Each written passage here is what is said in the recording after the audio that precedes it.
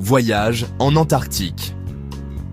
Le voyage commence par une traversée en bateau depuis la pointe sud de l'Amérique du Sud, là où l'océan Atlantique et le Pacifique se rencontrent dans les eaux tourmentées du détroit de Drake.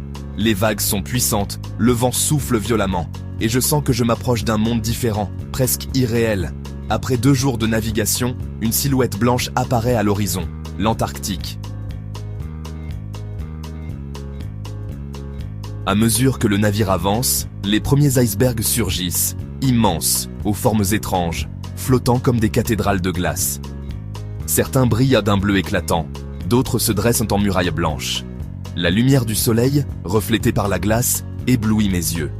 Ici, tout est silence, pureté et immensité. En descendant du bateau, mes pas s'enfoncent dans la neige épaisse. Le froid est mordant, mais l'air est incroyablement pur. Tout autour de moi, ce ne sont que des montagnes recouvertes de glaciers, des falaises de glace qui s'effondrent parfois dans la mer avec un grondement sourd et un horizon sans fin. Soudain, le silence est rompu par des cris joyeux, une colonie de manchots empereurs. Ils avancent maladroitement sur la glace, mais dans l'eau, ils deviennent de véritables torpilles.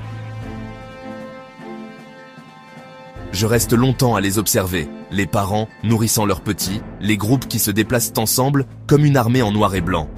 Plus tard, au large, une immense nageoire fend la surface, une baleine à bosse. Elle jaillit hors de l'eau dans un saut spectaculaire, puis retombe dans un fracas qui soulève des vagues.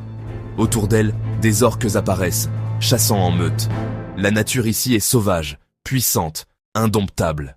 À la tombée du jour, le ciel devient magique. Le soleil, qui ne disparaît presque jamais pendant l'été austral, éclaire les glaciers d'une lumière dorée et rose. Tout scintille comme un rêve glacé. Je m'assieds un instant sur la neige, enveloppé par ce silence si profond qu'on entend seulement le vent et les craquements de la glace. À ce moment précis, je comprends que l'Antarctique n'est pas seulement un continent, c'est un sanctuaire. Un endroit où l'homme est simple visiteur, face à une nature immense et intacte.